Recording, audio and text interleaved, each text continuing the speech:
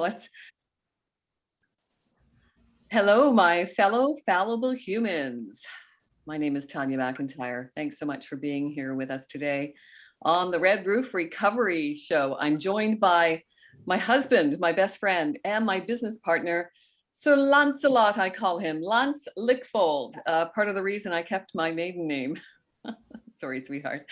Back in 2020, Lance and I created Red Roof Recovery. It's a revolutionary approach to addiction recovery. And of course, the pandemic, the COVID-19 pandemic slowed things down for us. But that also gave us some time to streamline this idea that a 1-week immersive residential program could be more effective for addiction recovery than the current models of recovery that require a minimum of a 30-day stay in a rehab facility, because I spent 30 days in a rehab facility. Now, mind you, it was back in 2009. I attended 12-step meetings of Alcoholics Anonymous and Narcotics Anonymous for the next 8 or so years. And I was relapsing every year or so. And I was also going to a lot of funerals for my peers who were not returning from their relapses. And I knew instinctively that it was just going to be a matter of time before I didn't return from one of my relapses. And then I went on to search for an alternative program of recovery. And the pickings were slim in 2018 when I did this search. There were a few available, but the one that resonated with me was something called SMART. SMART is an acronym for Self-Management and Recovery Training. It's an evidence-based program. It's based on cognitive behavioral therapies. And I've been a facilitator with SMART since 2018. And I'm happy to say I've remained abstinent since that time. So it's definitely something that's working for me and something that I'm very passionate about sharing. So passionate, in fact, that a Red Roof Recovery was founded on what has worked for me. And that's a combination of cognitive therapies, mindfulness practices, and the hundreds of other tools of recovery that are available to choose from. Because what I've learned in my years of recovery work is that the key to recovery is to find something that works for you and then grab on with both hands and do more of it. If you've listened to me for any length of time, you know I'm a big fan of Dr. David Burns of feelinggood.com. He's an American psychiatrist and considered by some to be a pioneer in the development of cognitive therapies. I think the grandfather of CBT, cognitive behavior therapy. Albert Ellis was one of Dr. David Burns's teachers in the United States.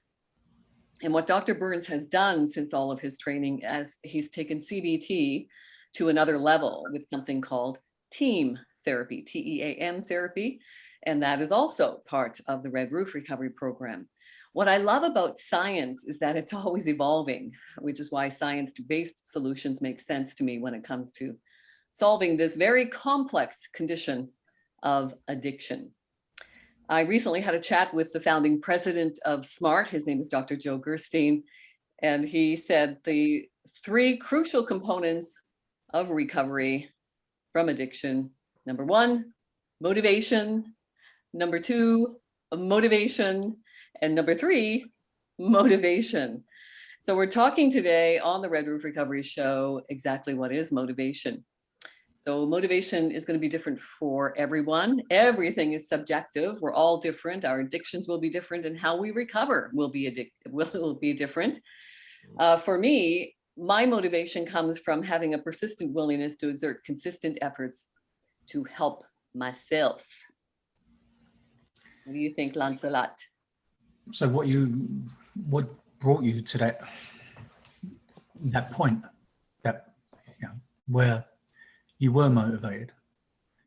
Well, I think for me, what started out for me, as you know, because you lived with me for more than 30 years now through my addictions and lapses and relapses.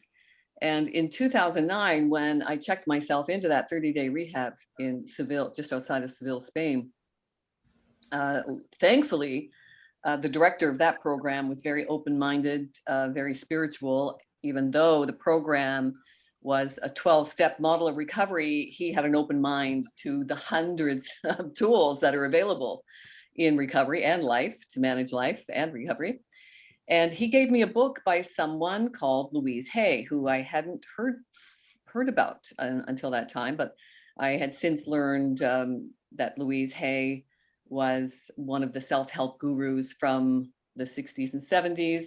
She was a pioneer in the development of self-help programs and workshops for people who were being discriminated against in the 70s and 80s, specifically people who were labeled homosexual and were afflicted by the AIDS epidemic, and that is the autoimmune disorder that seemed to be affecting the population of homosexuals more than anyone.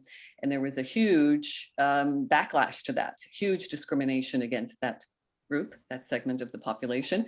And Louise Hay, with her friend, I believe it was Marianne Williamson, they started a movement to reach out to these people who were being ostracized by society, to invite them into programs and workshops where they could learn how to love themselves and to accept society for what it is, fallible. We're all fallible humans.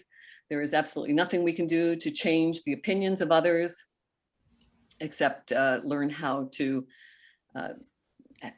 exert the power that we do have. There is great power in knowing, Lance, as you've said to me many times, and I quote you, there's great power in knowing that the only thing we can control in life is ourselves. And that took me a long time to accept. And it took me a long time to learn how to love myself, because in Louise Hay's book that I was given by this director of the rehab program in 2009, I think it was called You Can Heal Your Life, something like that. But she spoke to me. You know, they say when the student is ready, the teacher appears. And certainly Louise was the teacher I needed to appear in my life right then. I just grabbed on to that book with both hands. What she was saying resonated with me. She said, you know, one of the most challenging things we learn how to do in our lifetime is learn how to love ourselves, because it's beaten out of us from the time we're born. We are inundated with messages that we are just never good enough. We're never skinny enough. We're never hairless enough. We're never rich enough. We're never smart enough. We're never good enough until we go out and buy something or take something to feel better. And now we, in the year 2022, are now receiving, whether you realize it or not, we're spending a third of our lives in front of a screen, sometimes more. And we are exposed to about 3,000 messages every single day. That's more than our parents saw in their lifetime. And now we are exposed to them every single day. And those messages are pounding us down with messages that say you're not good enough until you go out and buy something or take something to feel better. Okay, so let's get back on track with motivation. Did I go down another rabbit hole? Of course you did. Oh my goodness. So, Oh my. Thank Do you goodness you're think- here to keep me on track, sweetheart. Thanks. do you think that you can motivate yourself to reach out for help and keep that motivation going without liking, loving yourself? That's a great question. So yes, took me a long time to get to the love part. For me, a lot of people I host several meetings every week for SMART online. We were doing some in person, but I think the whole world seems to have migrated online now. So lots of online meetings with SMART. They have a great app now. So you've got SMART at your fingertips, SMART Recovery. Look for that on your phone. And you can access daily motivation, all the meeting links and tools to help in your recovery. So motivation is just like everything, sweetheart. It's going to be different for everyone. So if you can't get to the self-love part, what about if you YouTube Louise Hay mirror work, she says that what if you can get to a place where you can really, really like yourself?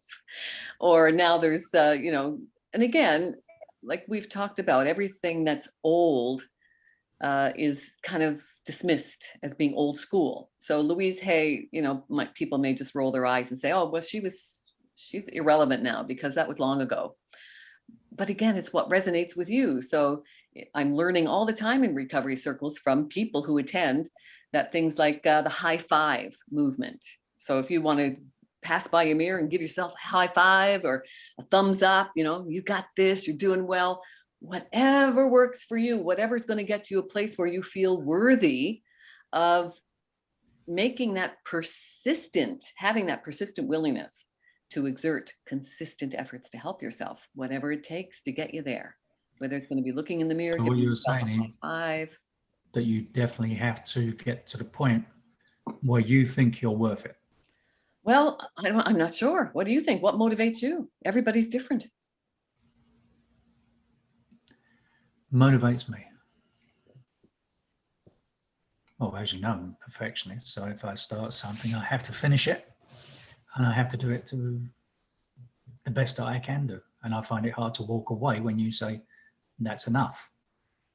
And you know, the internal mechanism I have now is the cost benefit analysis that I do inside. How much longer is it going to take me to get to that little point where it's a little bit more perfect than it was?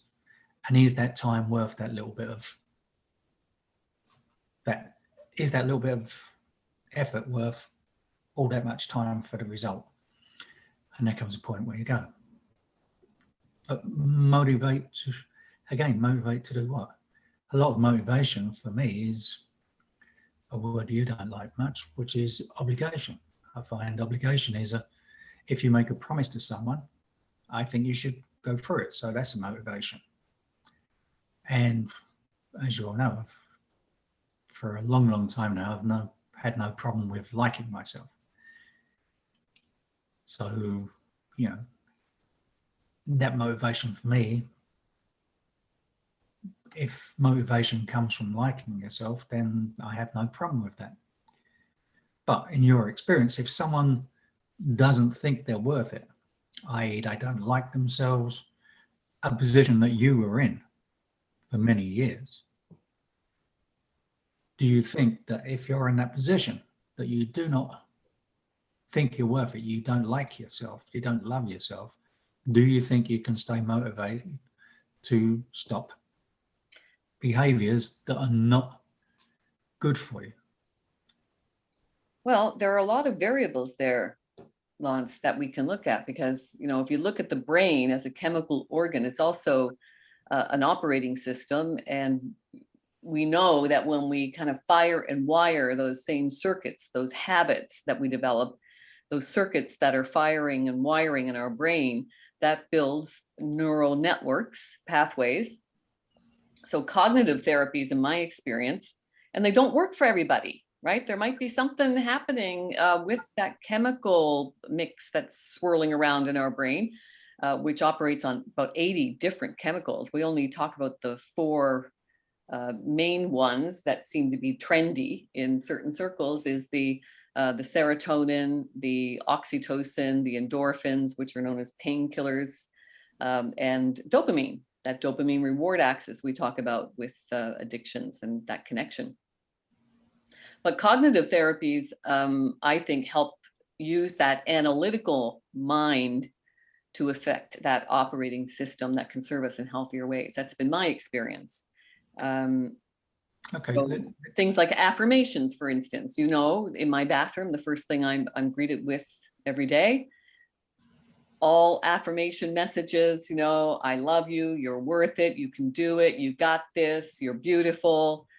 You know, people kind of roll their eyes at that sometimes and say, ah, do those really work? I don't know. Yeah. Let's go back to 2009, when in the evening when I'd gone to bed because I was working at the time, and you reached out for help and woke up in the morning and didn't even know it. What motivated you, even in that drunken haze, to reach out? What was the point? Was it the fact that, you know, you thought your life was worth it and you thought you were worth it, even a little glimmer, or was it just desperation, or what was the motivator? I think it was for you all. to reach out? Yeah, I think you know, Dr. Gabor Mate, the Canadian doctor who worked for 12 years on Vancouver's east side, which is considered to be the most densely populated addiction population in North America. And, he said, we have to stop asking why the addiction and start asking why the pain. And I think, our pain tolerance is going to be different for everyone. My pain tolerance, I was sick and tired of being sick and tired. I just didn't want to drag my ass through my days anymore. I didn't want to feel hopeless and defeated anymore. So clearly there was something in my subconscious mind, because I didn't remember reaching out to ask for help until the following day, when the guy returned my call from my email, from receiving my email, and introduced himself as, oh, hi, Tanya, it's Anthony from Serenity House. And I said, oh, hi, Anthony, Serenity House. That's interesting, because, my father struggled with his own addictions while raising me as a single parent. And I grew up with the Serenity Prayer, because he was part of 12-step programs for my lifetime as well. And, so the Serenity Prayer was something that I was exposed to on a daily basis, pretty much. And serenity, I thought, oh, Serenity House, that sounds intriguing. And he said, you emailed me last night asking for help. So I didn't remember. So there was something, obviously, that was motivating me to ask for help. The hardest thing we do is ask for help. Why? Because, we're slowly killing ourselves. We have a death wish. We're suicidal. Well, We don't care if we live or die. All well, kinds of obviously you different did. variables. Obviously, you did care that you have died, because you reached out. Right. Something triggered me to reach out for help. So- I wish I could define it, because, I'd like to share it with everybody, but that's So my estimation, there must have been something a little bit inside you, because you just said you were sick and tired of being sick and tired. yeah. And everybody's, Okay. what they call rock bottom, is going to be different. Everybody's bottom is different. Some people, who end up homeless, living under a bridge, don't consider my level of addiction a real addiction. I was what was called, and again, these labels, that's why I love SMART so much, because it discourages the use of labels. We are not our addictions. We are not our behaviors. We're responsible for our behaviors, but I think addictions go much, much deeper than just a behavioral issue. I think addictions create a dysfunction in our ability to activate these healthy levels of dopamine. I think we start out as in a vulnerable state, prone to addictions because of our low dopamine levels to begin with. That's my theory. It's shared by a lot of people in addiction recovery circles. I'm puzzled as to why pharmaceutical industries haven't focused on maybe creating a dopamine patch, just like a nicotine patch, that helped me kick that addiction of smoking. I was a pack and a half a day smoker for most of my adult life, and nicotine patches were certainly helpful in kicking that. So there's all kinds of theories, opinions around addictions. What we do know is that it's a complex condition, and it's still the most stigmatized condition on the planet.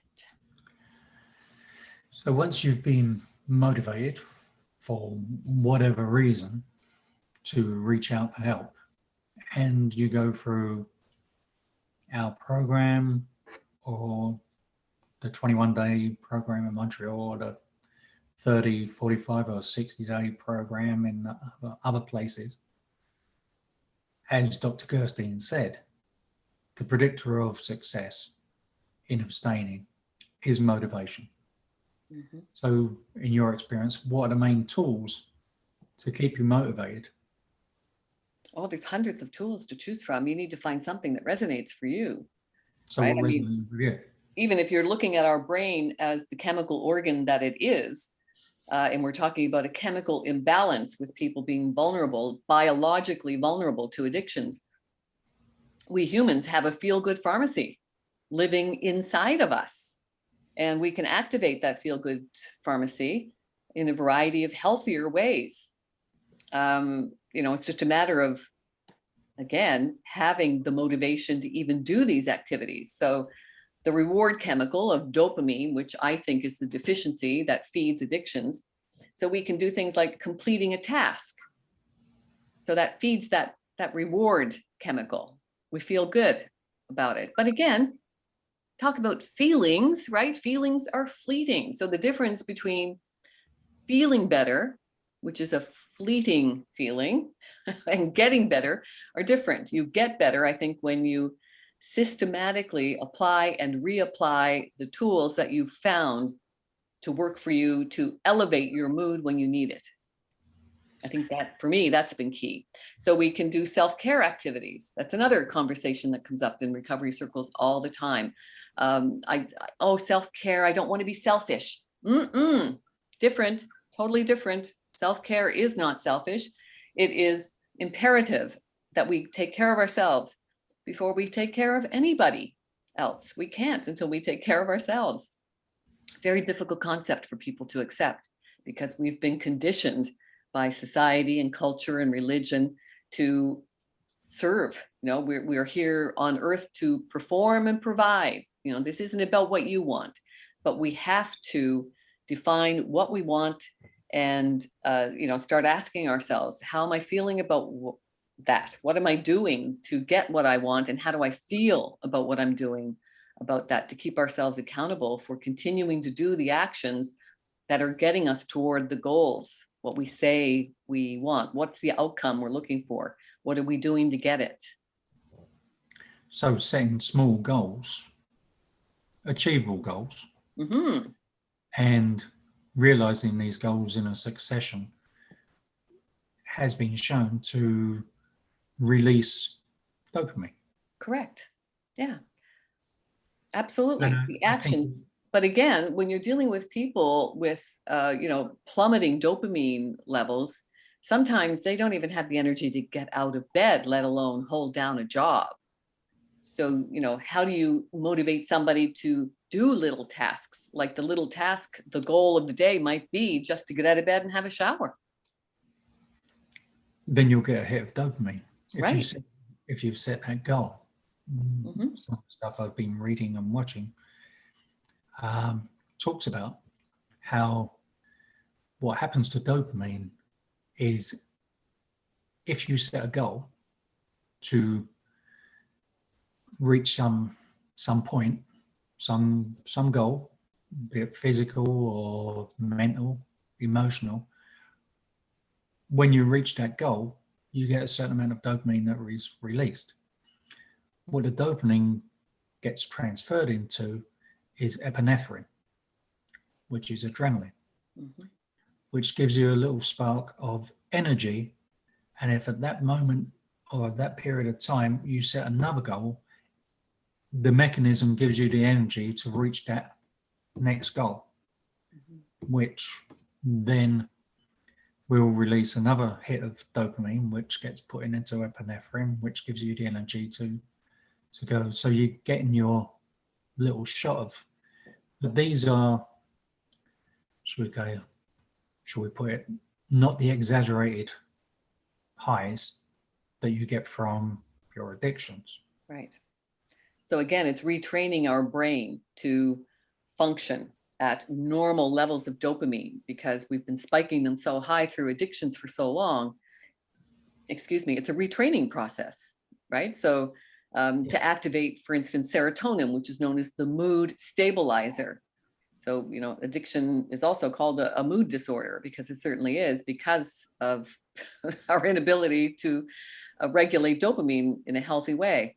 So all of these chemicals are working together to create healthy levels that keep us functioning in life. So we can do things like, exercise, of course, any form of exercise, walking, running, jogging, even yoga, meditation, swimming, a walk in nature, cycling. All of those activities create healthy chemicals in our brain. Playing with pets, playing with kids, hugs, giving compliments, that all generates the oxytocin levels in our brain, the love hormone. And then we've got endorphins, which are commonly referred to as the painkillers in life. So we can activate endorphins with things like laughing, watching a comedy, activating our senses with things like essential oils, good food, Again, exercise on all levels is good for us. And dark chocolate has been known to activate some happy chemicals. They certainly do in me. So find what works for you, I think is key, right? Because we're all different animals and different things are going to work differently for us. So do you think you can, from your experience, train your internal system to accept running at what you would call below par levels of dopamine? And because, as you were saying, there's a lot of evidence now that people who suffer with addictions and behavioral problems start off with a base level of lower dopamine than what you would call the average person, whatever that is. Yeah. So can you train your mind? And is this why you have to abstain from rather than try and moderate?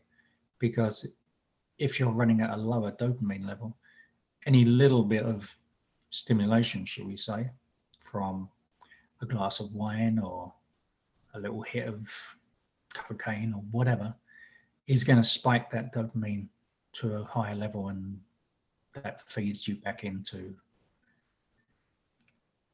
the problem place that you're trying to get out of. Mm-hmm. So for me, my physical sobriety was only the first step.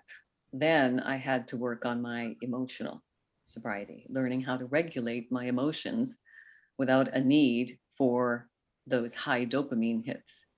And that takes a systematic approach of applying and reapplying the tools that I have found to work for me. And again, there are hundreds of tools to choose from. What I love about our approach with Red Roof Recovery and the 1 week approach, people say, what are you talking about 1 week? How can you do anything in 1 week?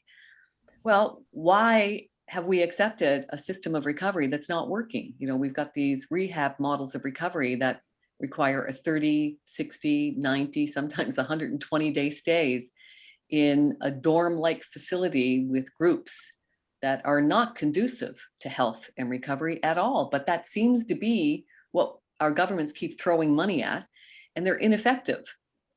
I know people with the right advocacy, they can go through these programs 3-4 times a year with no accountability whatsoever. Nobody's stopping to ask, oh, wait now, this is your third time back here this year? Why isn't this working? Well, I think because it's old school to think that it takes a long time to recover. We're still based on, I think, a model that was created way back when, probably from World War II, that military personnel who were affected by alcohol and drug addictions, that their only recourse was to go into hospital for treatment, and they could only get a maximum of 28 days off. So this model of recovery was created in a hospital setting around this 28-day, this leave of absence for military personnel. And we have just expanded on that over the decades, and it's not effective. Science is evolving with more effective ways that can be done more efficiently and faster. And I think, what we are recognizing in the model that we've created with 1 week is that it can be done because it's an immersive, personalized program, and not a great business model for people, right? Because when you can take a boxed program and throw it at a group of people and feed these institutions that don't seem to work, but it's better than trying to come up with solutions that might be more feasible. I'm not even sure what the answers are. I just know that I would like to revolutionize the mindset around recovery so we can start seeing some better results. When people ask me, what's your success rate? The success rate is going to be whatever you make it. I can give you the tools that work for you. We personalize them over the week of working with each individual, but then they've got to leave here and actually do the work. And that's the key, stay motivated. And it's going to be different for everybody. Do you think that the success rate of the group settings, the large institutions, are a lot lower than you would expect because people are mandated to go there? Mm, that's because another kind of, yeah, that's a whole other. if Dr. Gerstein is right and motivation is the key to success, if you're told to do something, you're not motivated to do it. That's true. Absolutely. If you're So mandated to do it, we've got lots of people coming onto smart meetings and they need verification forms after the meeting because they've either been ordered to a program, to attend a program legally or professionally by their employer or by the courts. You're right. Have I ever seen success in that approach? I have not personally ever seen success in that approach. Interventions don't work. If you're not doing it for yourself, chances are it's not going to work. So basically the government are, or institutions are saying you have to do this because they have to be seen to be doing something. I suppose. And what's available, right? Where do you send people? Right? It's like we've got all of these things cropping up. It's a multi-billion-dollar industry now. And it's an approach that is just not working. It's got to be an individualized approach. People need to be willing to spend the time with one person at a time for an immersive, exhaustive process of lots and lots of empathy, getting to the root of the problem. Like Dr. Gabor Mate says, stop asking why the addiction, start asking why the pain. You got to get to the root of the pain. You can't bury a worm. That worm will work its way up eventually and come into the surface. So the work that we do is just helping to get those worms to the surface sooner than later, pivoting about what approach is going to work best for the individual, and then intense immersion for that week. And I think it works. I think it works primarily because it's a good course, but also because the people that come are motivated to help cure themselves.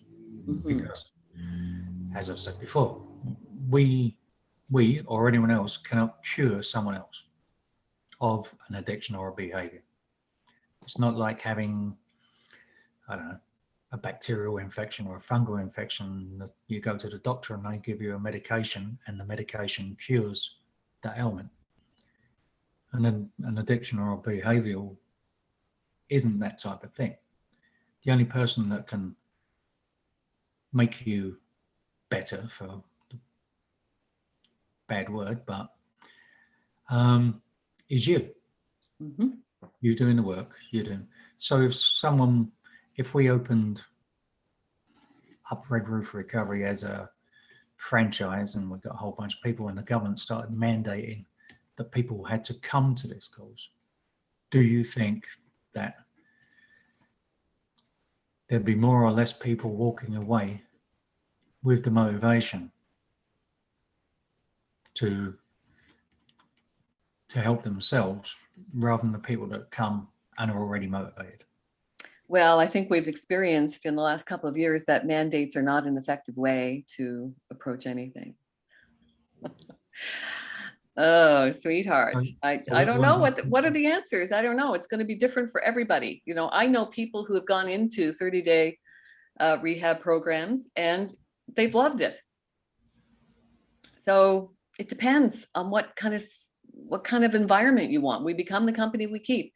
For me, going into a group setting, having to share a room with one or two people for 30 days and going to group meetings with a boxed program being presented to the whole group with very little opportunity for one-on-one synergies, that wouldn't work for me. And it didn't work for me. It was a good foundation, but the 8 years I spent in 12-step meetings, I was relapsing every year or two, which is why I went in search for something that could sustain me in my recovery and possibly offer an alternative to others who had these similar experience with 12 steps that just wasn't working for them. So that's my approach, and I'm glad that you jumped on my bandwagon with me, sweetheart. Thank you. So after this discussion, what we've come to the realization is that you need to be motivated. You need to continue to be motivated, but that motivation is different for everyone. Absolutely. It's different for everyone. And just activating the feel-good chemicals at that pharmacy that we have living inside us is a great way to start. So it's it's adopting, I should say, the airplane analogy. You know, when we travel in that metal tube and the air pressure, the cabin pressure changes inside the plane, and that oxygen mask falls down from the ceiling in front of us, we are instructed to put the mask on ourselves first. We need to save ourselves before we can even save our children. A hard concept for people to grasp, but for me, that's been key. It's not selfish, it's self-care. Well, that's a discussion we've had, and we may have again, where it comes to people who live with people with addiction and behavioural problems, is that, you know, you have to look after yourself. Yes, I know. Thanks for being here, sweetheart. As always, I am grateful for you standing by me through my recovery for this 30 plus year marriage. Wow, an endurance test. Thank you. I love you. And thank you for being here with us on the Red Roof Recovery Show. Thank you, thank you, thank you. Some shameless self-promotion now. My 2 books are available on Amazon.ca. Mindful Wisdom from My Philosopher Dad, and then Daily Wisdom from My Philosopher Dad. I set that one up as a journal where you can read the inspirational messages every day.